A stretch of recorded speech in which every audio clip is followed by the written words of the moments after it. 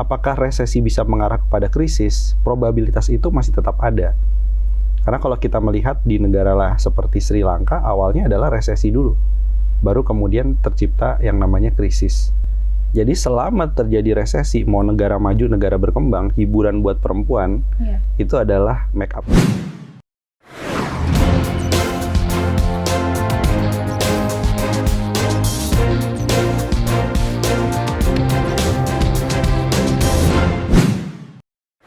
Indonesia digadang-gadang akan mengalami resesi pada tahun 2023 nanti. Nah, sekarang saya sudah bersama dengan pakar ekonomi dari Selios, yaitu Mas Bima Yudhistira. Halo Mas, terima kasih sudah bergabung dengan kita. Langsung aja, ini secara perhitungan ekonomi nih Mas, apakah benar Indonesia 2023 nanti akan mengalami resesi? Dan beda nggak sih antara resesi dengan krisis ekonomi? Iya. Pertama kita bedakan dulu, kalau krisis itu terjadi penurunan laju pertumbuhan ekonomi secara signifikan. Jadi kayak 98 itu bisa minusnya sampai 13% pertumbuhan. Resesi ekonomi definisinya adalah terjadi pelambatan selama 2 kuartal atau lebih. Jadi kalau 3 bulan pertamanya turun, 3 bulan keduanya turun, itu sebagai tanda-tanda terjadinya resesi. Jadi resesi bedanya dengan krisis, secara sederhana resesi itu lebih soft landing. Lebih sedikit pelan-pelan tapi melambat. Kalau krisis dia langsung turun drastis. Ke Indonesia sejauh ini masih diuntungkan sebenarnya dari harga komoditas batubara, sawit, nikel yang kemudian menjadikan surplus perdagangan Indonesia cukup gemuk. Sehingga kita masih punya bumper untuk menghadang ancaman dari resesi global. Tapi kalau melihat apa yang terjadi di Tiongkok, terjadi di Amerika dan Eropa, itu mitra dagang terbesar kita semua. China itu kita impor 30% barang dari China. Ekspornya sekitar 20% dari total. Jadi kalau ada gangguan di China, harga barang naik di sana, ada kebijakan COVID yang masih berlanjut, efeknya juga akan terasa ke Indonesia. Nah, berarti Mas, untuk Indonesia ini sendiri lebih potensi krisis atau resesi? Indonesia masih beresikonya lebih ke resesi ekonomi. Kita terutama melihat nanti pada kuartal ketiga, kuartal keempat 2023. Memang ada faktor dari sisi pemilu, yang mungkin pemilu ini di satu sisi bisa positif buat konsumsi masyarakat. Banyak bisnis yang menanti pemilu efek. Tapi di sisi yang lain, kalau harga komoditasnya mulai turun secara global, karena resesi di negara-negara maju, efeknya nanti pendapatan kita dari ekspor komoditas bisa turun. Dan itu yang menyebabkan probabilitas Indonesia masuk dalam resesi itu bukan 0%. Data terakhir itu kisaran 3%. Oke. Ini kan penyebabnya salah satunya adalah perang antara Rusia Ukraina ya. Dan sampai sekarang masih berlangsung nih. Nah, selain itu faktornya ada apa lagi, Mas? Yang paling concern selain dari energi adalah soal krisis pangan. Jadi krisis pangan itu sudah terindikasi sebenarnya sejak Februari 2022 pada waktu harga pupuk secara global itu naik cukup signifikan. Banyak petani yang kemudian juga mengeluh pupuknya naik, sementara untuk menjual itu kan khawatir bisa menciptakan kenaikan harga di tingkat konsumen. Yang terjadi adalah tekanannya di sektor pertanian. Kemudian ada kenaikan dari harga BBM. Harga BBM itu naik dan masih terasa dampaknya sampai 2023 terhadap harga-harga barang secara umum. Kemudian suku bunga. Kalau kenaikan harga barang di Amerika terjadi terus berlanjut, mereka akan merespon dengan naikkan suku bunga. Nah, suku bunga itu imbasnya kalau kita mau KPR jadi mikir 2 kali karena bunganya jadi lebih mahal. Kita mau kredit kendaraan bermotor juga ada imbas ke sana. Jadi banyak sekali efek-efek dari situasi eksternal yang akan mempengaruhi kondisi domestik Indonesia. Mas, kembali ke krisis 98, itu apa saja yang menjadi pembeda gitu? Dan apakah nanti resesi nanti yang 2023 ini akan berpotensi menjadi krisis seperti 98 juga? Jadi ada perbedaan. 98 itu adalah krisis yang sifatnya regional. Dimulai dari krisis mata uang.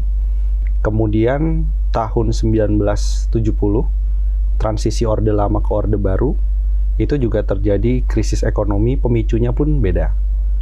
Kemarin kita baru selesai dari krisis sebenarnya, 2020-2021 penyebabnya juga karena pandemi.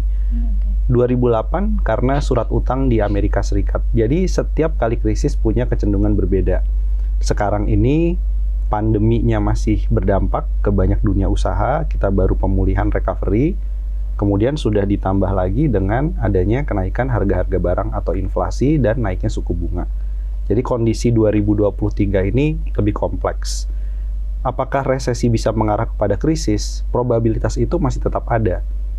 Karena kalau kita melihat di negara lah seperti Sri Lanka, awalnya adalah resesi dulu. Baru kemudian tercipta yang namanya krisis. Nah, krisisnya dari mana? Transmisinya ada dua. Yang pertama dari masalah kurs.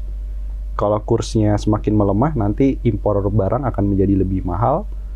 Makanan juga sebagian kita impor, kita nggak bisa hidup tanpa gandum. Itu nanti akan berpengaruh kepada daya beli masyarakat. Yang kedua dari segi perdagangan dan moneter. Jadi negara-negara yang terhubung tadi, satu krisis, dia akan menyebabkan krisis-krisis lainnya. Kita nggak bisa terputus dengan dunia luar, imbasnya juga ke Indonesia. Terus ini Mas, perbedaannya dengan krisis pada saat Orde Lama itu seperti apa Mas? Ya, ada persamaan dan juga ada perbedaan. Tentunya dulu belum ada internet. Ini jadi pembeda sekali. Kenapa? Informasi soal krisis mungkin hanya orang-orang tertentu yang paham. Tapi kalau sekarang, bahkan orang yang ada di desa, dia terhubung dengan internet, lebih cepat menangkap berita soal terjadinya krisis. Imbasnya apa? Imbasnya krisis itu tahun 70 dengan krisis di banyak negara sekarang 2022, efeknya lebih cepat krisis hari ini menyebar. Di sektor keuangan juga relatif lebih cepat. Kemudian kedua, persamaannya itu adalah pada perang. Tahun 70 ada perang Teluk yang memicu harga minyak naik di Timur Tengah bergejolak.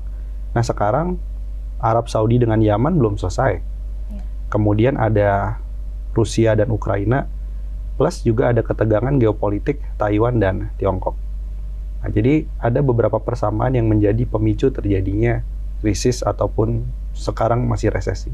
Terus saat B20 kemarin, itu kan Elon Musk sempat hadir secara daring tapi dalam kondisi lagi mati lampu. Dan ada yang bilang itu adalah satirnya Elon Musk terhadap resesi yang sedang terjadi sekarang ini gitu. Nah, menurut Mas Bima gimana? Sebenarnya kalau melihat dari kesatiran Elon Musk itu menunjukkan yang pertama, dia ingin menegaskan bahwa PHK yang terjadi baik di Twitter, baik di Tesla, itu merupakan konsekuensi logis untuk mengantisipasi ancaman krisis. Krisis apa? Yaitu krisis energi. Jadi bagaimana mungkin dia seorang inovator, pengusaha juga yang menggaungkan soal kendaraan listrik, tapi rumahnya mati lampu. Berarti ada masalah pasokan energi yang cukup serius. Jadi dia mengirim sinyal itu. Lalu ini Mas, untuk tips menghadapi krisis atau potensi resesi yang akan terjadi tahun 2023 nanti dari Mas Bima? Kalau untuk pemerintah, tentu setiap kali terjadi pelambatan ekonomi, kuncinya adalah pada UMKM. Kita belajar dari tahun 70, 98, 2008. Yang paling menguatkan fundamental ekonomi Indonesia, 60% kontribusinya ke ekonomi, 97% ke serapan tenaga kerja itu adalah UMKM. Jadi kalau UMKM orientasi pasar lokalnya didukung, suku bunga kreditnya lebih rendah, kemudian juga serapan pengadaan barang jasa dari pemerintah itu bisa 40% terlaksana untuk UMKM, maka itu jadi salah satu penahan guncangan. Rupiah harus juga dijaga agar tetap stabil. Inflasi idealnya bisa dikendalikan. Inflasi energi, BBM jangan naik lagi lah tahun depan. Dan juga inflasi dari segi harga pangan bisa terkendali. Tapi buat masyarakat sendiri, dengan kondisi resesi tentu harus kreatif cari pendapatan. Nggak bisa hanya mengandalkan pendapatan utama, misalnya dari gaji. Pulang kerja mau nggak mau harus buka toko online, jadi influencer. Cara-cara kreatif untuk mendapatkan penghasilan tambahan. Kemudian harus mengatur pengelolaan keuangan agar tidak boros atau tidak berlebihan. berbelanja yang tidak sesuai dengan urgensi kebutuhan dasar. Itu yang harus dilakukan. Kalau tadi kan sempat membahas ada tips usaha online atau apa, kira-kira ada tips untuk usaha yang bisa direkomendasikan untuk masyarakat nih, Mas? Nomor 1, kosmetik. Kenapa kosmetik? Ada yang disebut lipstick effect. Jadi selama terjadi resesi, mau negara maju, negara berkembang, hiburan buat perempuan itu adalah make up. Jadi kosmetik, meskipun Indonesia akan ada resesi, tapi pertumbuhan penjualannya masih cukup bagus. Kemudian konsultasi keuangan, konseling psikologi, karena mungkin banyak yang burn out, banyak yang kemudian mengalami mental health problem, maka layanan konseling psikologi akan jadi tren ketika resesi terjadi. Kemudian makanan minuman. Makanan minuman itu orang mungkin bisa mengurangi untuk jalan-jalannya, tapi nggak mungkin mengurangi makan 3 kali sehari. Jadi itu yang banyak sih potensi bisnis yang muncul justru di tengah tekanan ekonomi. Mas, menurut data IMF, tahun 2023 justru Indonesia akan mengalami peningkatan ekonomi. Nah, menurut Mas Bima gimana? Sebenarnya kita diuntungkan satu karena komoditas, tapi mengandalkan dari ekspor komoditas untuk mendorong salah satu kunci dari pertumbuhan ekonomi kan ekspor dan investasi. Dua ini berkaitan dengan harga komoditas yang sedang naik. Tapi kalau 2023 kondisinya berubah, ini akan menjadi tekanan ekonomi. Itu artinya apa? Artinya pertumbuhan ekonomi Indonesia tahun depan mungkin kita akan hanya tumbuh di kisaran 4,3 sampai dengan 4,8%. Yang artinya itu sudah bagus. Kenapa? Karena kalau kita simulasikan tekanan resesi itu bisa membuat negara berkembang hanya tumbuh 1,8% tahun depan. Jadi kalau Indonesia bisa tahan di 4% saja, nggak usah jauh-jauh seperti IMF ya, 4% saja, itu sudah salah satu prestasi yang cukup bagus. Karena di negara-negara lainnya mengalami tekanan, kecuali India, Vietnam. Mas, ini kan pakar ekonomi dan juga pengamat ekonomi bisa meramal perekonomian. Nah, ini apa jangan-jangan memang peramal atau gimana nih, Mas? Ya, sebenarnya kalau dilihat begini ya, ini cukup menarik pertanyaannya. Karena ekonom itu sering ada anekdot. Dia meramalkan pertumbuhan ekonomi, kemudian ketika salah, nanti ada cari pembenaran untuk meramalkan berikutnya lagi. Ya, jadi peramal yang nggak akan pernah selesai.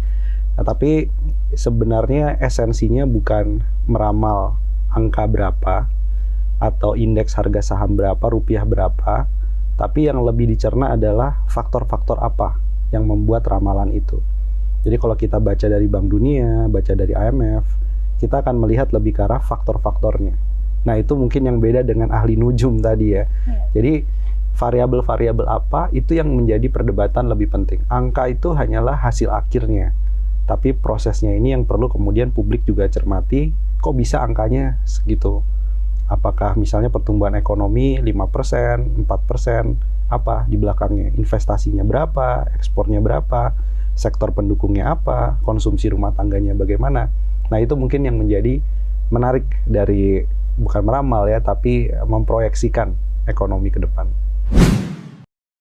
Resesi menghantui di 2023 nanti. Bukan hanya di Indonesia, namun di seluruh dunia terjadi. Negara Eropa yang terlihat kuat pun harus menghadapi. Bahkan Amerika sang adidaya diprediksi alami resesi awal tahun nanti. Lalu bagaimana kekuatan dan ketahanan Indonesia hadapi resesi? Memang bukan hal yang mudah menghadapi. Apalagi jika hanya mengobrol janji. Ini menyangkut hidup rakyat kecil di seluruh pelosok negeri.